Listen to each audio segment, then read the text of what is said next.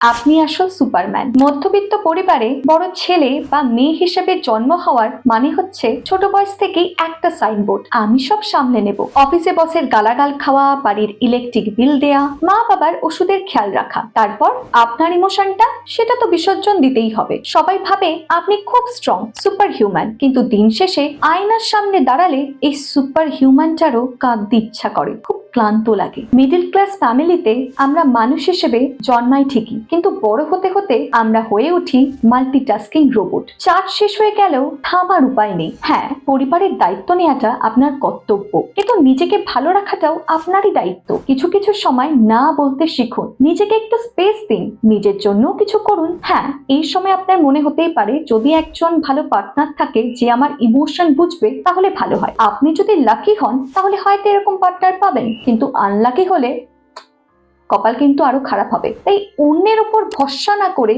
নিজেই নিজেকে ভালোবাসতে শিখুন না একটু। আপনিও যদি আপনার পরিবারের এরকম সুপার হিরো হয়ে থাকেন তাহলে তা কমেন্টে লিখে জানান, আর ভিডিওটা সেই সকল সুপার হিরোদের সঙ্গে শেয়ার করে নিন।